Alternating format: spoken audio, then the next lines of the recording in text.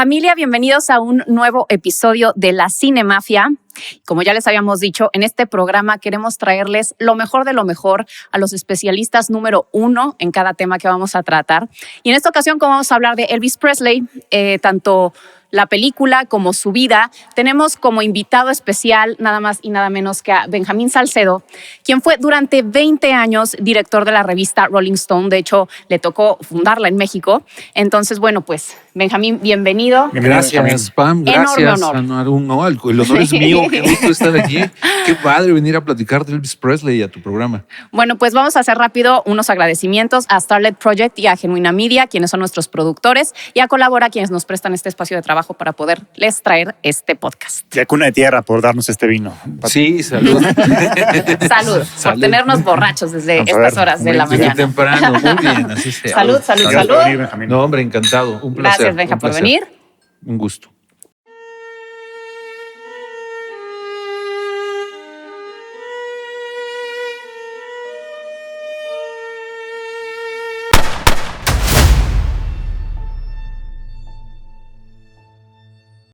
Y pues vamos a empezar.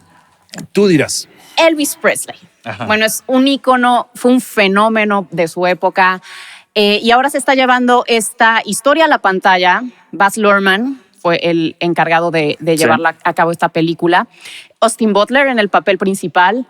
Tom Hanks en el papel del villano. Del villano. Es muy relativo ese término. Ese término, exactamente. Del coronel Tom Parker, quien fue manager de Elvis Presley durante toda su carrera. Entonces, bueno, pues primero que nada, ¿te gustó la película o no? Me encantó. No me gustó, me encantó. Me parece una verdadera joya la película. O sea, ¿es tu biopic favorito hasta el momento? No tanto, no sé.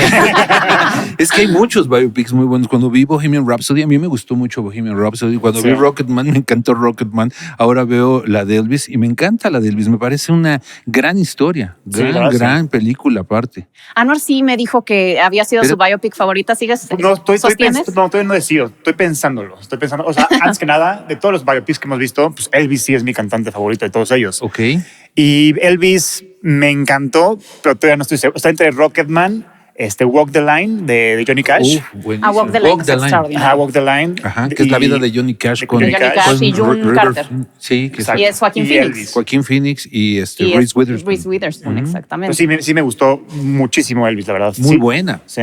Fíjate que hay muchas biopics muy buenas, ¿no? Creo que así como esa, no sé si vieron, hay una de James Brown que hace la de con Jamie Get Up. Foxx. No, el actor que salía de Black Panther. Sí, exacto. Chadwick Boseman. Con Chadwick claro. Boseman, extraordinaria. Hay una de Miles Davis, también buenísima. Hay muchas biopics que vale la pena, ¿no? Y creo que es una muy buena forma de llegar a público que no escuchó su música, que no lo siguió en su momento. Le pones una película. Ve el fenómeno de Bohemian Rhapsody, ¿no? Que es un ejemplo muy claro. Sale la película, la gente empieza, los jóvenes principalmente, empiezan a oír a Queen y termina siendo la canción Bohemian Rhapsody la canción del siglo XX más escuchada en el siglo XXI. Claro. ¿No? Y ahorita viene Elvis, que es un artista que creo que estaba un poco olvidado. Totalmente de acuerdo. Sí. Yo creo que va a pasar algo similar. Tiene muchas cosas que van a gustar mucho, creo, al público que vea la película. Sí, es una película con mucho estilo. O sea, yo creo que desde las biopics es a nivel cinematográfico la más experimental, por decirlo así. O sea, se vuela la cabeza Baz Luhrmann, la verdad. No sé si la más experimental, porque también creo que el biopic de Bob Dylan fue muy experimental. El que trae 6 actores. Exactamente, sí, esa fue. mucho. Pero yo siempre pienso que los biopics, bueno, a mí uno de los puntos que me hacen valorarlos más es si reflejan la esencia del artista. Exacto. Narrativamente, con recursos estilísticos. Sí. Y siento que justamente la de Elvis eso lo logra impecablemente. Siento que no había una persona mejor para dirigir esta película que Baz Luhrmann. Fue, mandado a hacer. No, cuando la vimos, le estaba diciendo a Pame que al principio yo sentí el ritmo todo muy acelerado. Yo dije, no, es que no había otra manera de contar la vida de Elvis más que con un ritmo totalmente acelerado, con mucho corte, con mucha energía, porque eso es lo que representaba el rey del rock and roll. Sí, claro. No, y era muy flamboyante y toda su etapa de Las Vegas. Y, o sea, tenía que ser brillante, colorida. O sea, tenía que ser Baz Luhrmann, definitivamente. Y por decir, a mí, lo que les estaba comentando, el biopic de Bob Dylan, que I'm Not There, creo que se llama, también se me hace que es una película que refleja mucho la esencia del artista, porque él se reflejaba en el trabajador, en el obrero, en la mujer, o sea, como que tenía historias que contar de todas las personas. Entonces me pareció brillante esta idea de colocar a Bob Dylan en diferentes personajes que somos todos. Sí. Entonces, bueno, pues también la de Elvis se me hace que lo logra muy bien en nivel narrativo, estilístico, se me hace que dieron en el punto. En el caso de Dylan es muy justificado eso que mencionas de los 6 personajes, porque como es un escritor, pues narra historias de diferentes personas, no solamente suyas, ¿no? En el caso de Elvis creo que es un acierto, definitivamente. Es una película circular, ¿no? Porque empieza por el final y pasa toda la vida y regresa otra vez al final. Sí, claro. ¿No? La gente que lo ve se va dando cuenta de lo que está pasando y creo que hay mucho de qué vamos a hablar el día de hoy, ¿no? Sí, apenas claro. estamos empezando. Empezando. Tú que sabes mucho de la vida de Elvis, ¿qué tan fiel es la película a lo que realmente pasó?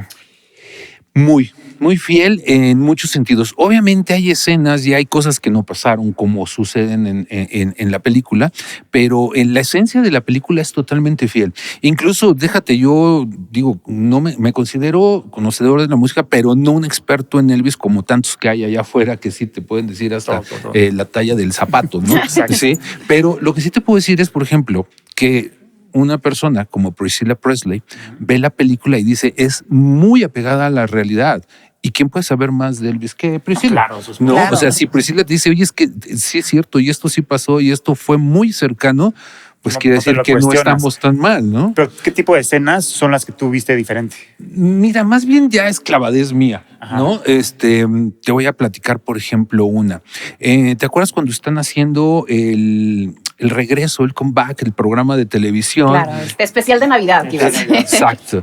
Que en realidad en la vida real se llamó el comeback, 68 Comeback Elvis Special, ¿no?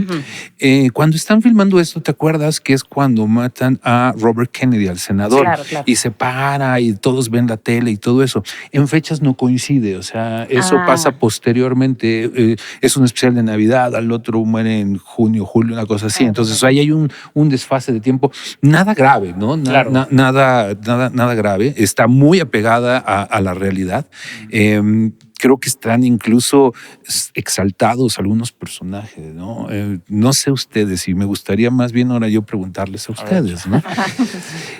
Las actuaciones, ya mencionaste a Austin, pero ¿qué opinan ustedes, por ejemplo, de 2 actuaciones? Primero voy con Tom Hanks. ¿Qué te parece a ti? Bueno, a mí Tom Hanks siento que es como ese árbol que nunca deja de dar frutos. Siento que Tom Hanks es imparable. O sea, y cada vez que dices, bueno, pues, como que sí, Tom Hanks, pero ya estamos tan acostumbrados a verlo que es como, Tom Hanks. Y regresa con otro papel chingón. Y regresa con otro papel. O sea, de verdad es un tipo que se reinventa constantemente. Y aquí haciéndole de un, como te decía, villano, la palabra es un poco, bueno, pues relativa. Pero llevando porque para empezar, la historia se cuenta desde los ojos del coronel Tom Parker. Siento que verlo en este tipo de papeles, porque Tom Hanks, a ver, no sé si sepan este dato, pero una vez hicieron una encuesta en Estados Unidos que de todos los ciudadanos de Estados Unidos, ¿quién te gustaría que fuera candidato a presidente? ¿A quién le tienes más confianza para dejar el país en las manos? Tom Hanks fue el número 1. O sea, es un tipo queridísimo en Estados Unidos, respetadísimo. Y verlo hacer este papel de villano, de alguien que hizo y deshizo al personaje. O sea, lo creó, le dio muchísimo, fue un gran estratega. A mí esa escena en la que están los botones de I hate Elvis, que odio a Elvis, y como estrategia de marketing. O sea, dices, es un tipo que le aportó mucho a la carrera, también le quitó mucho tal vez lo frenó mucho, no lo dejó crecer como hubiera podido ser, no lo dejó hacer giras internacionales por su tema legal. Entonces, pues es este personaje que tiene estos claroscuros, ¿no? Sí, le quitó mucho, Pam. Bueno. 50% te parece poco. ¿No? Bueno, pero es que no sabemos, o sea, es contrafactual, no sabemos si Elvis hubiera sido el mismo Elvis si no hubiera contado con el apoyo del coronel Tom Parker. Entonces, también le dio mucho y le quitó mucho. Totalmente de acuerdo contigo. Y luego, o sea, yo amo a Tom Hanks, es mi actor favorito, yo creo.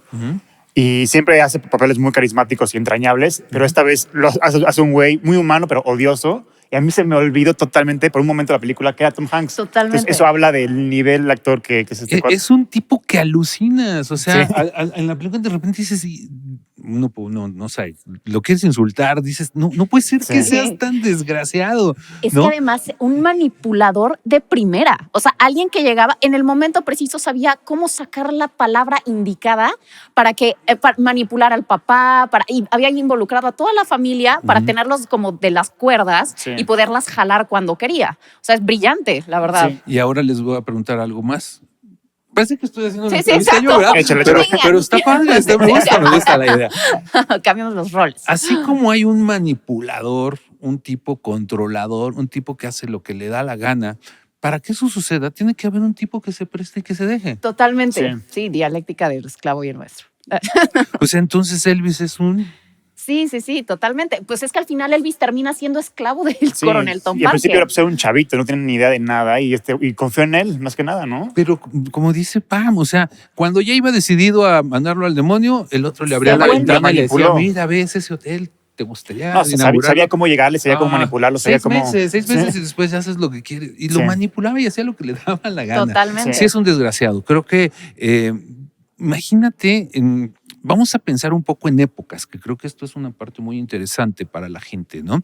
Estamos hablando obviamente de un Elvis que es el primero, es el inicio, es el arranque del rock and roll. Y no porque sea el único que lo hacían muchos artistas, incluso él es un intérprete. Chuck Berry le componía, Willie Dixon le componía, Little Richard cantaba sus canciones, etcétera. Era muy amigo de todos ellos.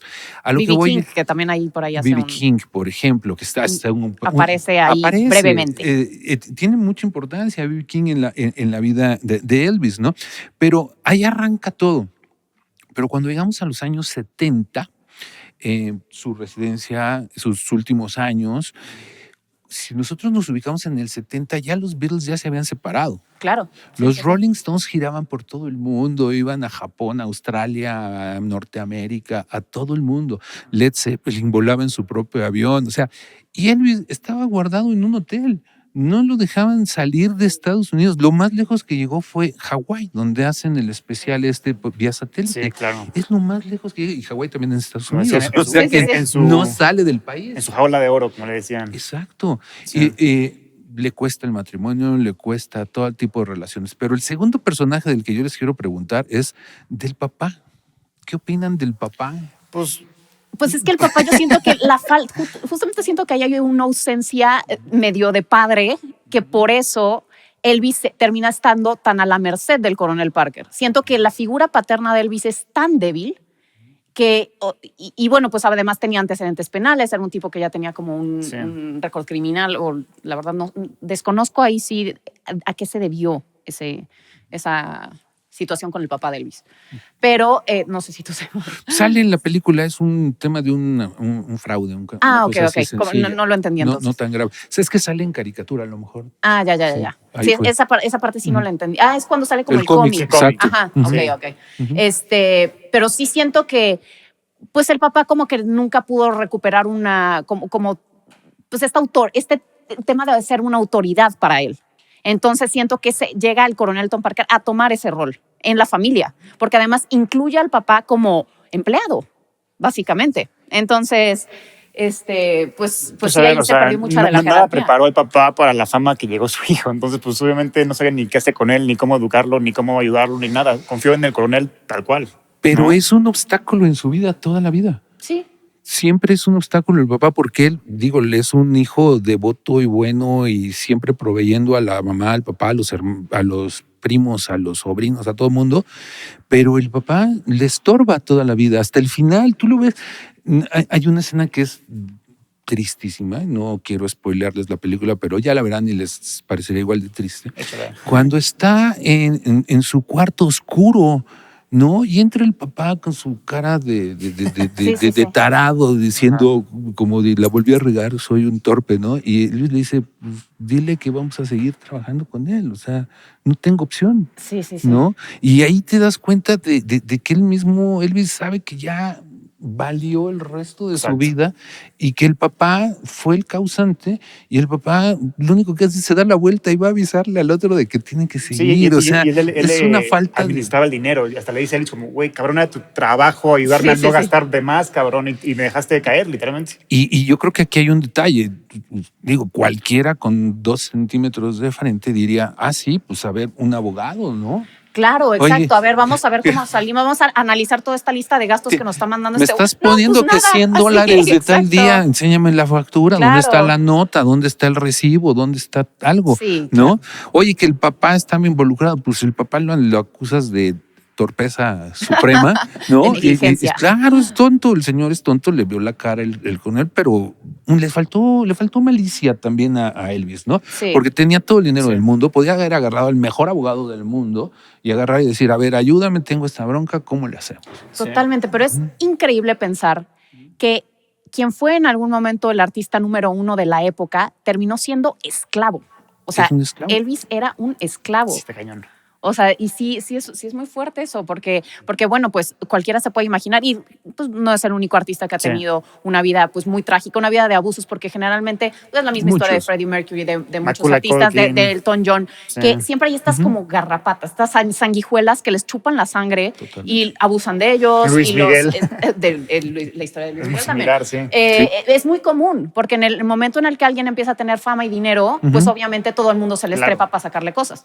Y pues sí, muchas veces terminan teniendo estas vidas trágicas en las que empiezan a tener paranoias, como Elvis, que llegó un momento en el que el coronel le metió esta idea de la seguridad y los atentados, y ahora con el tema de Charles Manson. ¿No? Exactamente, sí, como que eso lo dan a entender, que él era el que le provocó esa paranoia para que no se separara de él.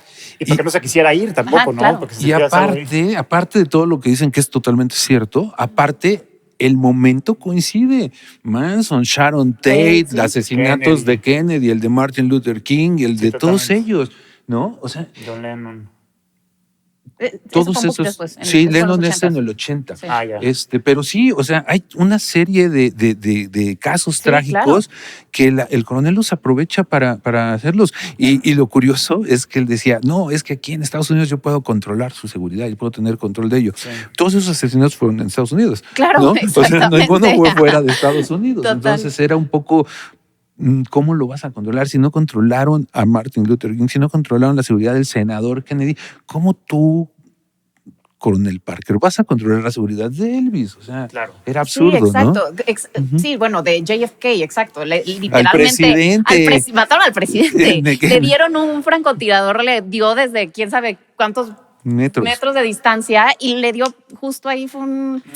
No puedes proteger a nadie o sea, cuando alguien ya lo tiene en la mira, la verdad. Totalmente de acuerdo. Sí, yo creo que, o sea, la historia de Elvis abarca mucho, pero fue una decisión inteligente de Baz Luhrmann enfocarse en la relación que tuvo con el coronel como foco principal de la película, por decirlo así. Totalmente. Y creo que uno de los grandes encantos de la película son las épocas, ¿no? Vivir esas diferentes épocas, porque estamos hablando, cuando arranca Elvis y empieza la historia y la vida y todo esto, estamos hablando de los años 50. En los años 50 no había nada. Eso lo dijo John Lennon, ¿no? Antes de Elvis no había nada. Existía el blues, existía el rhythm and blues, existía el gospel, pero apenas estaban dando los primeros semillitas del rock and roll, ¿no? Incluso la primera canción que es importantísima en la película, ya la verán, no es spoiler, es más, fíjense cuando la vean. El chavito vive en un barrio de negros, ¿no? Y de repente va a una casona de mala muerte, ¿sí? Y oye rhythm and blues, y oye la música de rhythm and blues. Y luego, cruzando la calle, hay una iglesia y está el gospel.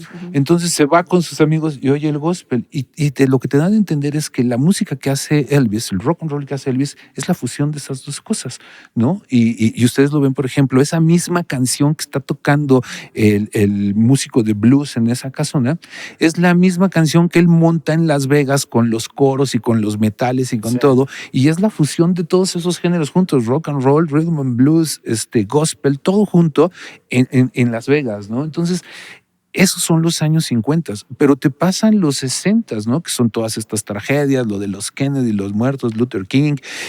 Pensemos también, por ejemplo, en los años 60, en Estados Unidos, los afroamericanos todavía había segregación drástica. Un cordón y de aquí para allá no pueden pasar los... Lo ilustran muy bien en la película. Ellos los ponen los negros, o sea, los escriben así, negros, ¿no? Sí.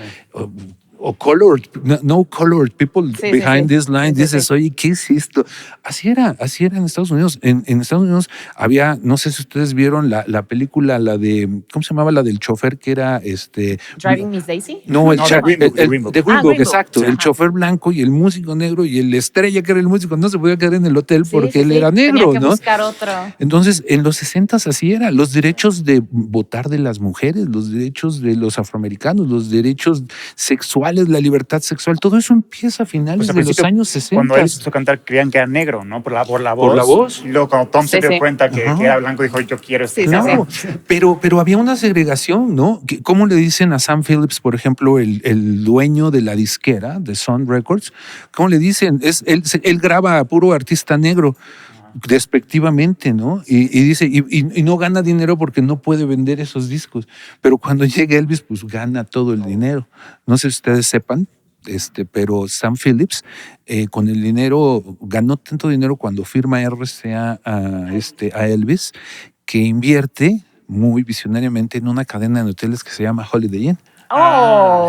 Qué dato. Sí, entonces Sam Phillips es un accionista en esa época de una cadena de hoteles que empezaba. Y creo que ahí sigue, ¿no? por todo el mundo hay miles de estos. Y luego llegamos a los años 70, ¿no? Los años 70 ya es otra época totalmente diferente. Como les digo, ya los artistas ya vuelan, viajan, ya Lennon solo, McCartney solo, los Rolling Stones y todas esas bandas. Mencionan a Led Zeppelin, que tú vas a ser uno de esos greñudos de los Zeppelin. ¿En qué año llegan los Jackson 5? Los Jackson empiezan desde los años finales de los 60. Porque los mencionan también. Es que claro. Sí, es cierto. Michael tenía 4 años, 5 años cuando empieza. Y ellos se hacen una residencia en Las Vegas también. Sí. Cuando estaba la residencia de Elvis, justamente, pues van a venir también los Jackson a hacer una residencia. Y era un Michael pequeñito, ¿no? Un chiquito, un niñito. No. Bueno, te voy a decir que un dato curioso es que la hija de Elvis se terminó casando años después con claro. Que fue una cosa muy un matrimonio muy raro. Muy raro, sí. No creo que haya habido mucho amor ahí, pero bueno, pero así es. ¿Te acuerdas de ese beso que se dieron en una entrega de premios que los dos así como de... Sí. Como besamos nuestra copa. Exactamente. La besamos con más cariño, Sí. Entonces son 3 épocas muy diferentes, ¿no? En los 50s no había tele, en los 60s era blanco y negro, en los 70s ya era color. Allá tienes 3. La primera transmisión, la de Aloha from Hawaii. Claro. La primera transmisión vía satélite. O sea, estás hablando el mundo cambió en esas 3 décadas de una manera impresionante. No, y siento que te juro que yo no podía dejar de pensar esto cuando estaba viendo la película, que es de los factores que se me hace de lo más interesante que me enseñó, porque yo la verdad desconocía bastante de la vida y obra de Elvis, y sobre todo lo que representó cultural y socialmente este hombre. O sea, el fenómeno que causó, como estabas mencionando, él empezó en los 50s, cuando pues era la época de las buenas costumbres. Todavía en el cine, no sé si sepan, estaba el Código Hays. O sea, era el apogeo del Código Hays. El Código Hays era un decreto que decía que las películas de Hollywood no podían tener besos de más de tantos segundos, no podían tener obviamente ninguna presencia de índole homosexual, no podían tener, o sea, estaba restringidísimo el cine por este código, y esa es la época en la que Elvis empieza su carrera. Sí. Era un puritanismo en Estados Unidos descomunal. Y como mencionas, Elvis es un chavo que crece en un neighborhood, en un vecindario de afroamericanos. No por apropiación cultural ni nada. Esa era su cultura. Él creció así. Y entonces yo siento que hubo tanta resistencia. Ya ven que lo querían meter a la cárcel y que fue todo un drama. Hubo tanta resistencia y de verdad no podía dejar de pensar en esta ironía, en esta gran ironía, porque pues nunca se había visto que mujeres aventaran los calzones al escenario. Sí. A ver, esto lo inició Elvis. Elvis fue el encargado, curiosamente, a través de la música, de los movimientos de cadera, que eran propios de los afroamericanos de liberar a los blancos, de liberar a las mujeres blancas. Sí. Entonces eso se me hace brillante de cómo lo plantean en la película, porque al final es irónico que los negros o los afroamericanos a través de Elvis como caballo de Troya llegaron a liberar a las mujeres blancas y a este despertar sexual que fue tan evidente en la época. Fue un fenómeno. Entonces, pues esa lectura me pareció como muy interesante y de verdad no pude dejar de pensarlo mientras veía la película. Y ahorita que mencionaste Hollywood, ¿tú qué opinas de la carrera de Elvis como actor? Es un extraordinario cantante. Es indiscutible. Como actor es un extraordinario cantante, sí, definitivamente. De la carrera en películas. Sí, es la carrera en Hollywood. Sí, sí, no, son muy va a sonar feo el término, pero son películas muy baratas, ¿no? Sí. Son baratitas, así de hacerte tres. Ven chafas. Muy chafas, muy malas, ¿no? Y creo que lo más valioso de esas películas eran las canciones, ¿no? Love Tender. La de A Little Bit Conversation, A Little More Action, es de ahí, es de una película. Hay muchas canciones muy importantes de Elvis que salen en las películas y ya después las vas a encontrar solamente pues el de Viva Las Vegas también es de una película. Viva Las Vegas es de una película. Fíjate que ahorita que estabas mencionando eso, me provocas algo muy importante, ¿no? Dices, Elvis empezó a incitar a la gente con sus movimientos. Recordemos que Estados Unidos viene de una guerra mundial en los 40, ¿no? Los 50 es apenas como la estabilización del American Way of Life, de cómo debe de ser, de papá, mamá, casa bonita, créditos, los primeros electrodomésticos, los primeros carros así familiares y todo eso. La gente estaba muy inocente, muy naive totalmente, ¿no? Dentro de la cultura afroamericana eso era natural, era sensual, se bailaba de esa manera. Pero cuando Elvis lo empieza a hacer, es fascinante la reacción. Yo te voy a decir algo que es, digo, por lo menos en clases, en la escuela, cuando yo enseño una parte de una materia que doy, siempre hablamos del rockstar. Y el primer rockstar es Elvis Presley. ¿Sí? Él acuña la palabra rockstar. Después, Johnny Cash es un rockstar del country y James Brown es un rockstar del funk y del soul. Y así nos podemos ir. Sinatra es un rockstar de los crooners, ¿no? Con avión propio y con todo eso. La palabra rockstar ya se convierte como la figura artística musical súper dotada, ¿no? La que tiene todo, vende discos, gusta, vende conciertos, la gente quiere ser como él, se compran merchandising, etcétera. Eso es un rockstar y ahí empieza. Es la primera vez que la juventud empieza a tener un fanatismo por un personaje. No sé si ustedes sepan, pero por ejemplo, en los 50s, los discos no tenían portadas. Los discos se vendían en unos cartoncitos y nada más se veía el centro y decía en el centro el nombre del artista, el nombre de la canción y los créditos. Empiezan en los años 50 con el rock and roll, 56 en adelante empiezan a salir las portadas. ¿Por qué? Porque la gente ya quiere comprar la portada porque está Elvis Presley en la portada, porque está Johnny Cash en la portada, porque están todos este tipo de artistas. Y de ahí empieza todo lo que hoy en día es tan común, ¿no? Que tú vas a un concierto y te venden hasta el tequilero, que dices, ¿qué tiene que ver Pink Floyd con un tequilero, ¿no? Pero bueno, te lo venden. Ahorita te venden todo tipo de merchandise. Y eso lo arrancó Elvis. Claro. No, también por decirte el tema de las giras.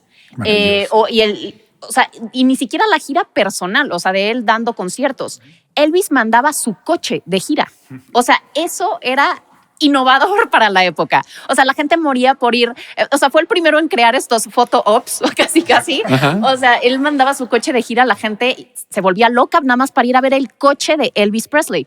Y eso, no sé si sepan, porque esto lo vi en el documental de los Beatles, el de Antología, que los Beatles se inspiraron en eso, en que Elvis mandaba su coche de gira para inventar el video musical. El video musical, los primeros que hicieron un video musical fueron los Beatles. Claro. Y se inspiraron justamente en el coche de Elvis que daba la vuelta al mundo. Ellos dijeron, ¿por qué tenemos que ir nosotros si podemos mandar una peliculita, un corto de una canción nuestra y mandarla a las televisoras? Y entonces así fue como surgió el video musical. Tocaste un punto maravilloso. El tema de los videos musicales surge del cine, surge de las películas. Les cortaban. Claro, sale Elvis, por ejemplo, cantando Jailhouse Rock con una camisa como la tuya, ¿no? Y editan ese pedacito de 2 minutos y se vuelve un video musical. Los Beatles hacen sus películas malísimas, como las de Elvis Presley. A mí sí me gustan.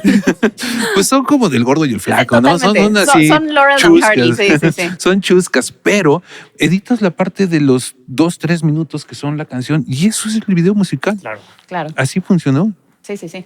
Oye, lo mencionamos detrás de cámaras, pero creo que hablar un poquito más de Austin Butler, lo que hizo en esta película. O sea, por ejemplo, qué buena. Este chavito empezó en Disney Channel. Yo no sabía. Sí, ahí en un programa, no me acuerdo ni cómo se llama el programa, honestamente. Y luego hizo, la más relevante fue Once Upon a Time in Hollywood, sale como Tex, que actúa muy bien. Pero es un papel menor. Exacto, es un papel no secundario, sí. Entonces, como que nunca había visto el rango actoral de este chavito. Entonces, cuando lo eligieron, dije como, pues ha de ser, si lo escogieron es por algo, este güey trae algo, ¿no? Y se parece físicamente un poquito a Elvis. Y me voló la cabeza. Para mí, yo lo mencioné con Pame hace unos episodios, yo creía que Tom Hanks iba a ser el hombre que se robaba la película, pero para mí no. Para mí fue Austin Butler. Totalmente. ¿Y te acuerdas que hicimos un programa de la Cinemafia hace unos meses? Yo decía, es que se me hace que no se parece. O sea, yo veía las fotos de Austin Butler y decía, o sea, como, ¿por qué lo eligieron de Elvis? Sí. O sea, yo la verdad no me gustó la elección. Y en la película yo decía, a ver, había partes en las que sentía que lo estaba viendo. Sí, o sea, lo encarnó, pero como, o sea, de verdad impresionante, me encantó. Y además le dio mucho de le inyectó mucho de su personalidad al personaje, porque no se veía como imitador. O sea, yo siento que fue una extraordinaria elección este chavo para hacer a Elvis. Y bueno. No, diga. Síguele. Después de usted. Es que va muy bien. Fíjate que yo ahí tengo un temita. Lo que dijiste no se parece tanto a Elvis. Hay una diferencia ahí física. Sí. Hay partes durante la película en que sí, o sea, entre copete, ropa y eso. Cañón, sí, ya dices, ¿cuál es cuál, no? Sí. Físicamente su cuerpo, su estructura es totalmente Elvis Presley. Pero yo te quiero hacer una pregunta, como buena mujer. ¿Es más guapo Elvis que Austin? ¿O es más guapo Austin que Elvis? Toda la vida es más guapo Elvis. O sea, de hecho, para mí fue lo que yo decía, es que Elvis tenía una cara que parecía tallada por los mismos ángeles, de verdad. ¿Ves cómo se pone? ¿Viste cómo se puso Pam? Cómo me brillan los ojos cuando hablo de Elvis. Le salió así lucecita. Era un espectáculo de hombre. O sea, era muy, muy guapo. Oye, Pame, a ver, o sea, Austin lo hizo muy bien, pero si no hubiera sido él, ¿quién te hubiera gustado ver de Elvis? Híjole, la verdad no. Y fíjate que lo pensé cuando lo escogieron, dije, la verdad no me gusta, dije, ¿a quién no hubiera escogido? Y estuve como pensando y la verdad no se me ocurre alguien que tenga esa cara tan hermosa que tenía ese tipo. No podría pensar en alguien. Es como Rami Malek, ¿no? Que no se parece tanto a Freddie Mercury, se parecen más a otros actores, pero ya también que se parecen más. Los otros tres de Queen son idénticos. Sí, exacto. Sí. Sale Brian May. De verdad que no Brian May está cañón. Es su clon. Lo bueno es que no habla, creo, toda la película. Eso fue lo que no me gustó de Bohemian Rhapsody, que siento que los demás les valieron gorro y que ni te enteraste de quiénes eran. ¿Y sabes qué es lo curioso? Que la historia está aprobada por ellos dos. O sea, la historia salió porque la aprobaron May y Taylor. Claro. Pero tienes un punto muy bueno con Austin. La forma de la cara de Austin es más redonda. Los ojos muy juntos. Y Elvis es más, de cara así más, no sé cómo describirla, como más prolongada, más marcada la quijada. Los labios muy, muy gruesecitos. Los ojos son muy expresivos ambos, pero él era incomparable. Sí, Elvis, era como un Adonis, era un dios. A mí el físico nunca me llamó la atención. A mí lo que me preocupaba de Austin al principio era su rango actoral, que dije como, bueno, obviamente. No lo conozco tanto este güey para lo hizo demasiado bien. No sé si sepan que cuando, esto es una anécdota que escuché el otro día contar a Austin Butler. Cuando le marca Baz Luhrmann por teléfono para decirle que se había ganado el papel, ves esa escena en la que sale el coronel Parker con Elvis en la rueda de la fortuna y que le dice, "Are you ready to fly, Mr. Presley?" Y así fue como le dijo Baz Luhrmann cuando le dice, "Are you ready to fly? Are you ready to fly, Mr. Presley?" Y entonces ahí fue cuando, sí se enteró que sí le... Y lo subió a la rueda de la... señor Presley. ¿Lo subió a la rueda? Lo subió a la rueda, bueno. Y arriba le dijo. No, lo subió a este niño, tiene una carrera extraordinaria por delante, después de lo que demostró, después de no haber hecho en realidad lo que mencionamos es papeles. Que seguramente va a estar nominado a los Óscares, pero no creemos que gane porque está muy chavito todavía, y es parte de las condiciones de la academia, ¿no? Sí, un poco que tengan una carrera un poco más sólida, pero yo creo que sí va a estar nominado. Sí, nominado, Tom Hanks y No, y Baz Luhrmann también. Y Baz Luhrmann, y el editor, y el mezclador de sonido. La cinematografía pero todo también es Luhrmann. ¿No has visto el póster dirigido por Luhrmann, producido por Luhrmann, escrito por Luhrmann, actuado claro, por Luhrmann, editada por Luhrmann. Totalmente. Es que a mí Baz Luhrmann, exacto. Sí, a mí Baz Luhrmann lo admiro mucho porque se me hace de esos directores que es muy palpable a través de su obra cómo disfruta hacer cine. Sí. Se ve que se la pasa, se ve que es una atención al detalle, un cuidado, un afecto por lo que está haciendo. O sea, siempre. Y es alguien muy audaz, es alguien que no se va con las medias tintas. Es todo o nada, siempre en sus películas. Puede salir bien, puede salir mal, pero no teme arriesgarse. Y eso es lo que me fascina de él. Y sus películas siempre están, no le teme a lo kitsch, no le teme a caer en lo kitsch. Ya sabes, es como, bueno, aquí vamos a meter y vamos a hacer una locura. Órale, va, hagámoslo, ya sabes. Eso me encanta de él. También, o sea, como director es muy difícil encontrar tu voz, por decirlo así, y ella tiene una voz mega definida. Exactamente. ¿Sí? Es inconfundible su estilo. Sí. Oye, y musicalmente, vamos a hablar de Elvis musicalmente. Creo que es muy importante porque es una carrera breve. Parece que es larga, pero se murió a los 42, ¿no? Él muere a los 42 años, pero realmente su auge, su apogeo musical son 3 años. ¿Tan poquito? Ahí te va. Él empieza más o menos a grabar a finales del 55, principios del 56, y su obra más importante es los años 56 y 57. Acuérdate que después se va al ejército, regresa al ejército, se pone a hacer películas, y el comeback, que obviamente su nombre es como regresen a Elvis, ¿no? Sí. Todos los artistas del momento, estamos hablando de 1968, imagínense los Beatles en su apogeo, ¿no? Rolling Stones, Creedence, todos estos artistas estaban en auge, y todos decían, admiramos a Elvis, Elvis es el rey, nosotros somos lo que somos por Elvis, claro. Vimos sus conciertos y sabíamos que queríamos ser como Elvis Presley. A él lo traen de regreso en el 68, o sea, y en el 68 en el comeback, en el programa especial, si ustedes se fijan, canta todas las canciones de antaño. Sí. Hound Dog y todas, Don't Be Cruel, y todas las canciones son de esa época. De hecho, mira, les traje para enseñarles no sé si se ve allá en la cámara, supongo que sí. Este es el primer disco de Elvis Presley. Es una portada icónica.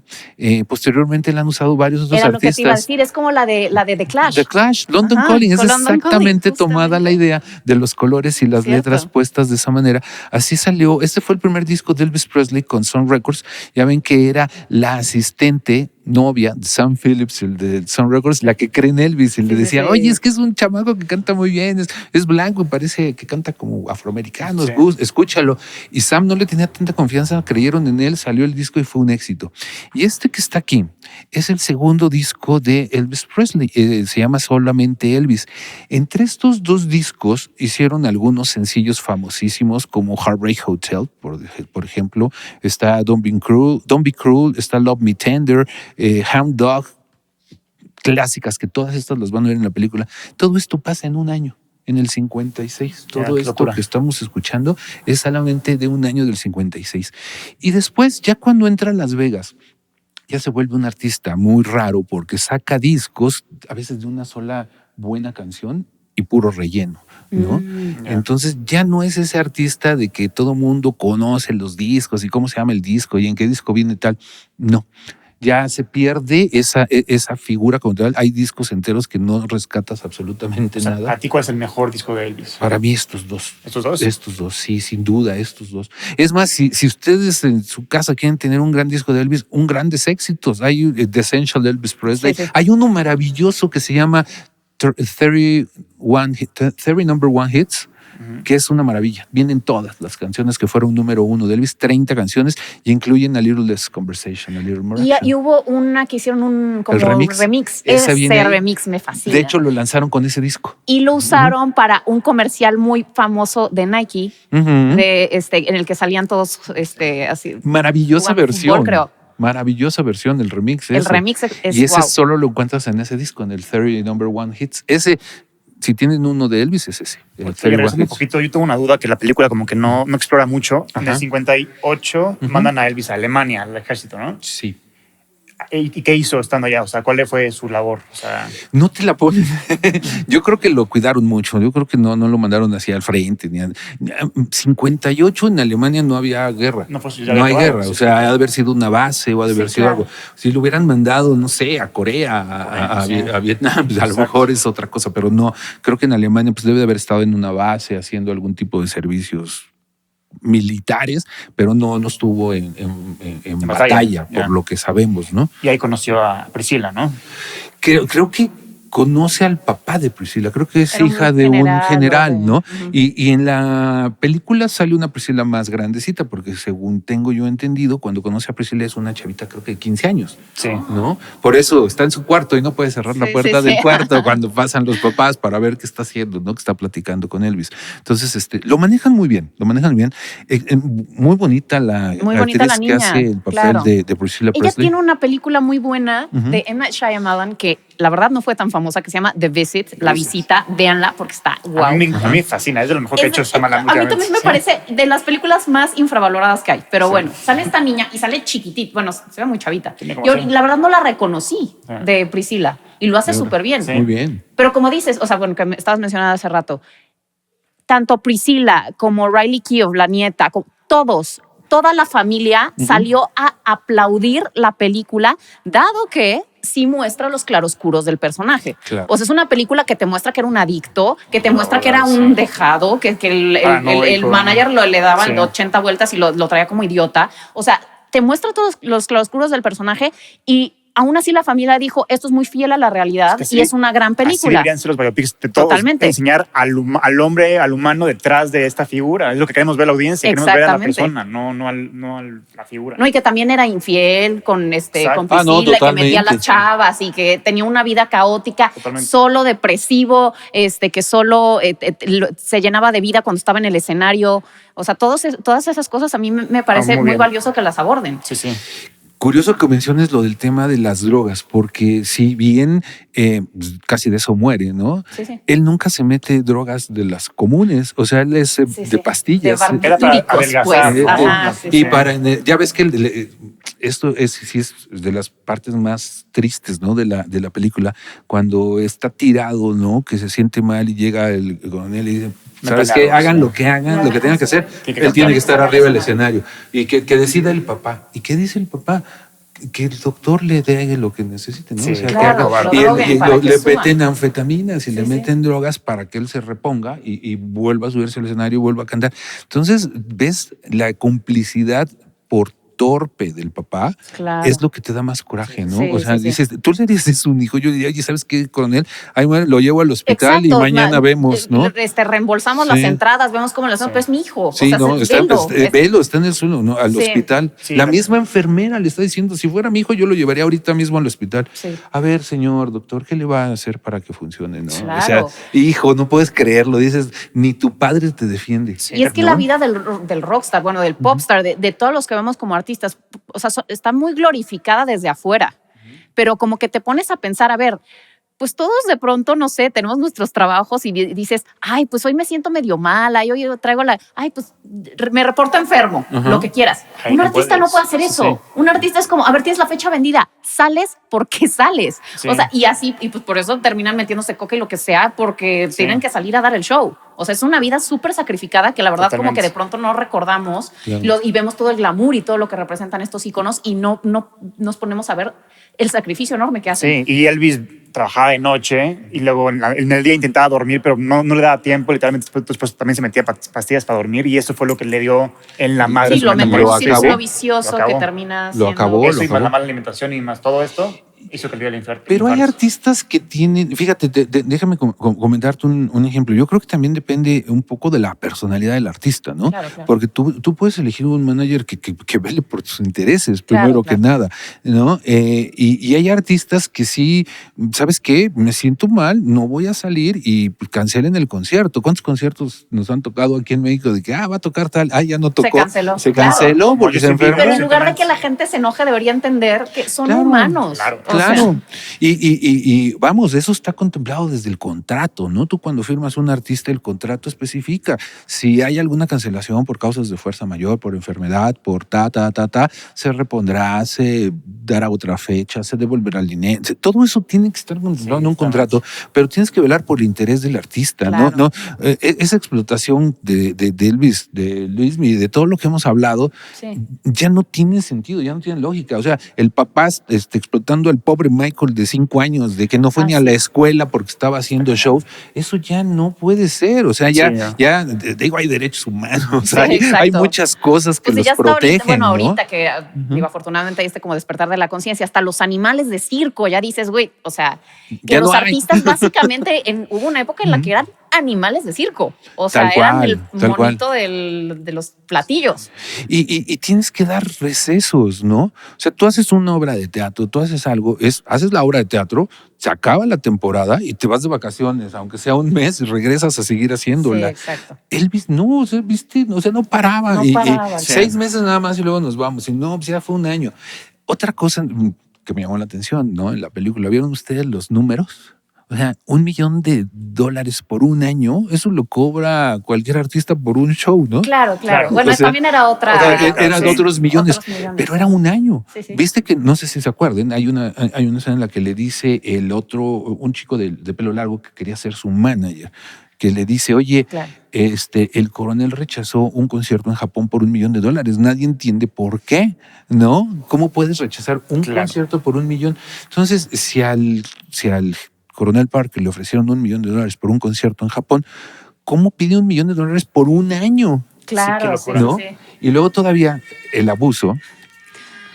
Y luego todavía el abuso de que de ese millón, pues él se llevaba el 50%. Sí. Y todavía él dice, ¿y para mí qué va a haber? ¿No? Exacto. Todavía es un extra. O sea, él ganaba más que el mismo Elvis porque le condonan la deuda, le dan crédito ilimitado, le dan un montón de cosas. Sí.